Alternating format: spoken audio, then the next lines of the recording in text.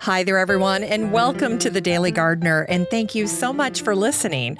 I'm your host, Jennifer Ebling. It is March 1st, you guys, Monday. There are just 19 days until the first day of spring. Well, today on the show, we're going to be celebrating the first woman to describe fungi using the Linnaean system of classification. We'll also learn about a little-known prolific nature and floral writer from the 1800s. We'll hear a little recollection by a garden writer who received an armload of forsythia from a friend named Alice, and she got this lovely gift just when she needed it most. Then we also grow that garden library today with a book that encourages you to garden confidently, putting anxieties and fear behind you and creating the space of your dreams. And then we'll wrap things up with The Roots of Roses. They're deeper than you think. But first, I thought I'd take just a second to talk about what looks to be happening here in March, especially if you're in the Midwest and probably in other parts of the country. It looks like March is coming in like a lamb. And in fact, up here in Minnesota, they're saying that all of our snow could be gone by the middle of this week, which is just not the norm. And, for gardeners, that can be a wonderful thing. It's so wonderful to get a taste of spring and to, just really feel and savor the fact that we are going to be getting out into our gardens very soon. In fact, I know some of you will be tempted to get out there and start working in the yard and start working in the garden. And while, general cleanup isn't such a bad activity, I just want to remind you that things can change quickly. And sometimes new gardeners, well, for that matter, any gardener can get bit by the gardening bug and they can just throw caution to the wind and they can begin gardening prematurely before the conditions are truly ready and right for you to be in your garden. And I know just how hard it is to wait, but I also know how crushing it can be to anticipate an early spring only to see all of your efforts go down the drain when winter comes roaring back. So take your time, enjoy the wonderful weather, get outdoors, spend some time in nature. I'm always an advocate for that. Continue doing what you're already doing. If you're doing winter sowing, if you're seed starting, if you're planning a redesign, if you're reaching out to contractors or landscapers to get help in your garden, whatever it is, those behind the scenes efforts will pay off and you will get to act on them soon enough. But sad to say, it's still too early, especially in the Midwest, to get too serious about any outdoor gardening. So hold your horses. All right, it's time for curated news.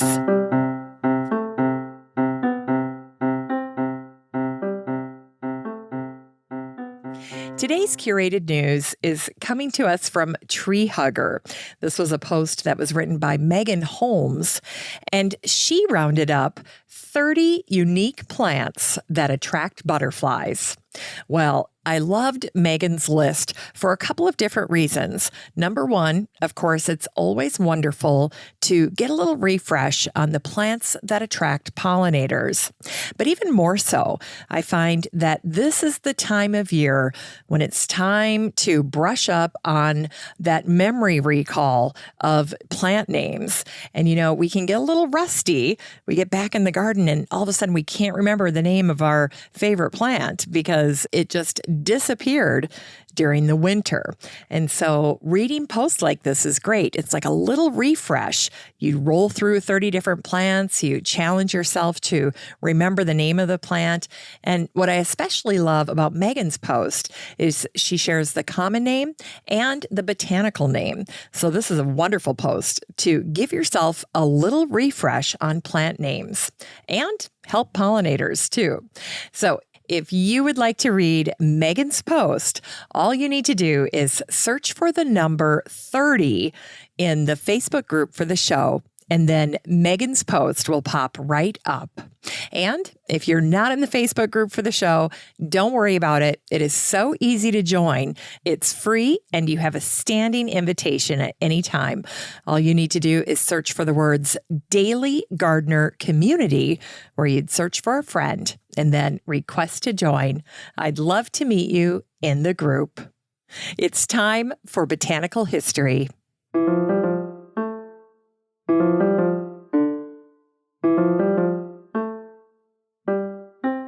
Okay, hello. We are doing botanical history for this day, March 1st, and we're going to kick things off with March 1st, 1717.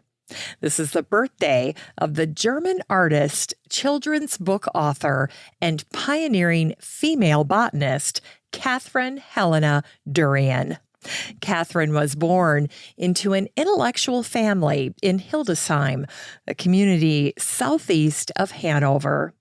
Her father, Rainier, believed that while beauty may not last, ignorance could be a lifelong affliction. And so back in the early 1700s, Rainier made sure that his daughter, Catharina, was educated. After the death of both her parents and her brother, Catharina sought work as a governess, and she found it nearly 200 miles away in the town of Dillenburg. Catharina worked for the Errett family. Anton was an attorney and a scholar, and Sophie was a childhood friend to Catharina. Now, Catharina got lucky. She could not have found a more like-minded household to her own family than the Erretts. Like Catharina's own parents, Anton and Sophie wanted both their sons and their daughters to be educated. As a teacher, Catharina turned to nature to teach about faith, science, morality, and life. Recognizing there were few resources for teaching women or children, Catharina wrote her own textbooks, which were heavily focused on botany and the natural world. It was rare enough that Catharina was teaching children and women about the natural world. It was nearly miraculous that Catharina could research and write her own horticultural guides. As the Errett children grew, Catharina was able to focus on her own botanical work. Now, Dillenburg was part of the Orange-Nassau Principality, and so Catharina gradually came to the idea of creating a flora for the area. She used her spare time to travel throughout the region, and she visited most of the areas at least twice so that she could capture plant life in different seasons. During the winter months, Catharina dedicated her focus on the smallest plants, lichen, mosses, and fungi. And finally, in 1977, Catharina published her 496-page flora, which used the Linnaean system to organize and name each specimen. Catharina's flora was remarkable for the 1700s, but also for the sheer fact that it was the work of a woman. During her fieldwork, Catharina created over 1,400 illustrations of local flora and fauna. Yet these masterpieces were not part of her flora. Instead, Catharina's botanical art became an heirloom that was passed down through the generations of the Errett family. And in 1875, a few pieces of Catharina's work were shown at an exhibition. However, 15 years later, a large collection of paintings by a man named Johann Philipp Sandberger was bought by the Museum of Wiesbaden. Johann was a dear friend of Anton Eretz, and today his work is considered to be copies of Catharina's original watercolor masterpieces. And yet we owe a debt of gratitude to Johann because somehow Catharina's work was lost to time. The curator Friedrich von Heinbeck once said that the precision of Catharina's brushstrokes was like that of an embroiderer who stitched with only the finest thread. Now, in terms of botanical history, it's interesting to note that Catharina was following in the 50-year-old footsteps of botanical artists like Maria Sibylla Merian and Elizabeth Blackwell. But Catharina managed to distinguish herself not only by her exquisite botanical art, but by her botanical work and in the naming of those two plants, those two little lichens that she named after herself, Major Dörrieni and Minor Dörrieni. And here's some good news. Over the past 3 decades, Catharina's life story has been rediscovered. Regina Viereck wrote a biography of Catharina called They Are the Hands of a Woman. The botanist and educator, Catharina Helena Dörrien. And in 2018, Catharina's story became the subject of an elaborate musical by Ingrid Ketz, and it debuted in her adopted hometown, Dillenburg. It was called Catharina Dörrien, A Life Between Love and War. And also on this day in botanical history is the birthday of the children's author, volunteer, poet, and teacher, Lenore Elizabeth Mulets, who was born on this day, March 1st, 1877. Born Nora Mulets in Kansas, Lenore's mother died when she was just 10 years old. Raised by her uncle's family, Lenore left for Chicago's Wheaton College to become a teacher. Now, in addition to teaching, Lenore was a marvelous children's author. Her titles included Stories of Birds, Flower Stories, Insect Stories, Tree Stories, and Stories of Trees, just to name a few. And her books were always charming and uplifting. For instance, in the preface to Flower Stories, Lenore wrote, "When the flowers of the field and garden lift their bright faces to you, can you call them by name and greet them as an old acquaintance? Or, having passed them 100 times, are they still strangers to you?" In this little book of flower stories, only our very familiar friends have been planted. About them have been woven our favorite poems, songs, and stories. And regarding seeds, Lenore once wrote this marvelous little verse.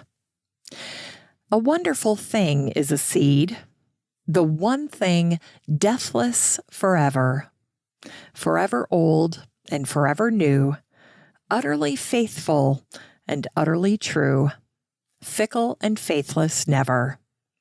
Plant lilies, and lilies will bloom. Plant roses, and roses will grow. Plant hate, and hate to life will spring. Plant love, and love to you will bring the fruit of the seed you sow." And long before Twitter, in her book Stories of Birds, Lenore wrote, "Such a twittering and fluttering there was when this news came." It's time for Unearthed Words.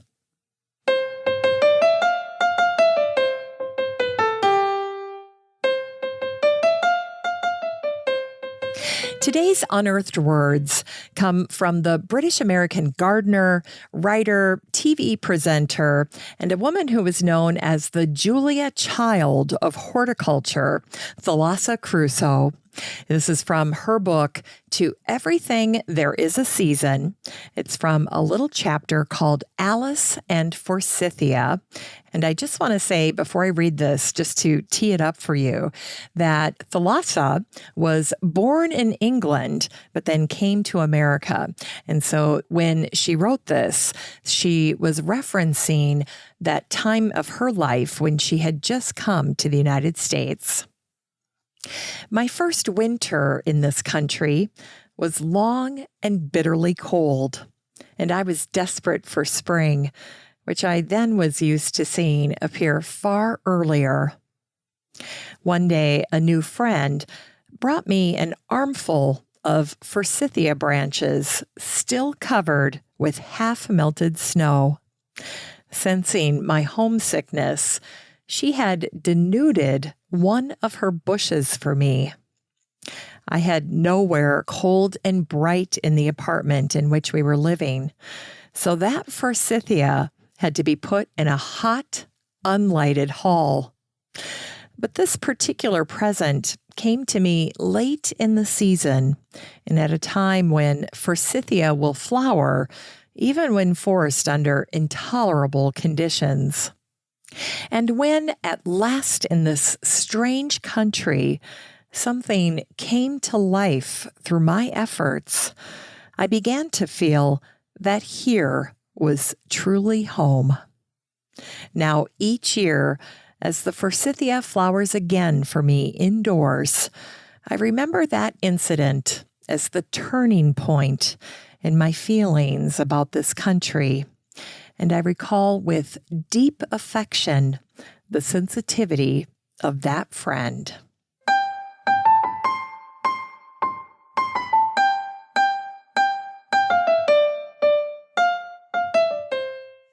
It's time to grow that garden library with today's book, Fearless Gardening by Lori Bohl. This book came out in 2021, and the subtitle is Be Bold, Break the Rules, and Grow What You Love. In this book, the woman behind the website, The Danger Garden, teaches us how to live on the edge and in the beds of our gardens without fear or anxiety. Lori lives to inspire people to look at plants differently and to see their gardens through new eyes, to treat gardening as an adventure, to embrace the freedom to explore a new type of plant, and then to plant it just because you want to. The roots of horticulture and academia have provided a framework of do's and don'ts, cloaked within a fortress of botanical nomenclature and complex terminology. It's no wonder gardeners feel anxious. As Lori says, why not surround yourself with the plants you love? Who cares if they're not supposed to be planted together, might eventually crowd each other, or aren't everyone's cup of tea? It's your garden, and you should love it. You should be having fun.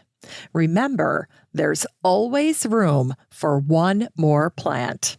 Well, I think we can all agree with that.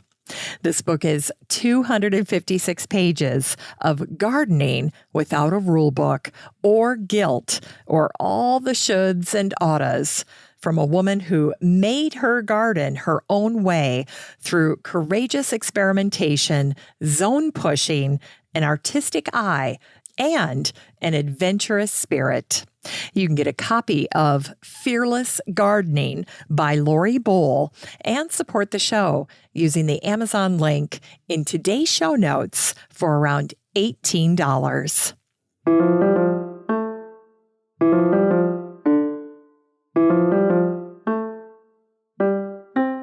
Finally, here's something sweet to revive the little botanic spark in your heart. It was on this day, March 1st in 1979, that the call leader out of Elwood, Indiana, published an article called "The Roots of Roses Go Back Many Years." I thought this little article was a total delight. Just keep remembering that this was written back in 1979.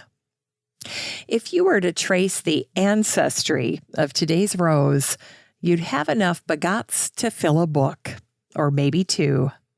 In fact, a fossilized rose found at Crooked River, Oregon, some years ago, established that this particular species grew on our continent 35 million years ago.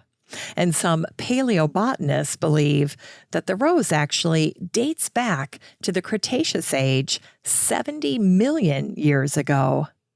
Well, this would make the rose older than any known civilization. 1979 has been designated the year of the rose, and perhaps a little rose history is in order, says John Watt, Purdue University extension horticulturist. Briefly, all our roses came from species. Cross species gave us a new hybrid type of rose, and crossing of types provided another new type. In the late 1700s, botanists discovered ever-blooming roses growing in the gardens of the subtropics in China. Because of their tea-like fragrance, they became known as tea roses. Now, here are some interesting facts about roses. Did you know that no rose species are native to any land areas south of the equator? Or did you know that the name rose appears in no fewer than 4,000 published songs? Did you know that the rose is the official state flower of New York, Iowa, Georgia, and North Dakota? And in all polls ever taken to determine the most popular flower, the overwhelming favorite is the rose. And finally, we owe much to Empress Josephine of France for our modern-day roses. It was Josephine who assembled the leading hybridizers of her time and sponsored their experiments to develop new strains and varieties. So, if you're a rose lover, and you can remember to do so tonight, give a little toast to Empress Josephine. Thanks for listening to The Daily Gardener, and remember, for a happy, healthy life, garden every day. Hey, thanks for spending part of your day with The Daily Gardener. If you want to read even more botanical brevities, just head on over to thedailygardener.org. That's where you can find all the stories, biographies, and books that I share on the show. And while you're there, be sure to sign up for my free Friday newsletter. It has lots of goodies in it, and I try to make the newsletter like you're getting a marvelous letter from a garden friend. You can always find The Daily Gardener on all your favorite social media. You can follow the show on Twitter, and you have a standing invitation to join the free Facebook group for listeners of the show. Just search for Daily Gardener Community the next time you're on Facebook and request to join. Last but not least, you can easily share your gardener greetings or book submissions by emailing me at jennifer@thedailygardener.org. The Daily Gardener is produced in lovely Maple Grove in Wyoming, Minnesota, with the help of Paige Mance, Brooke Bierbaum, and Eric Begay. I'm your host, Jennifer Ebling, and as always, have a great day in the garden, and we'll see you tomorrow.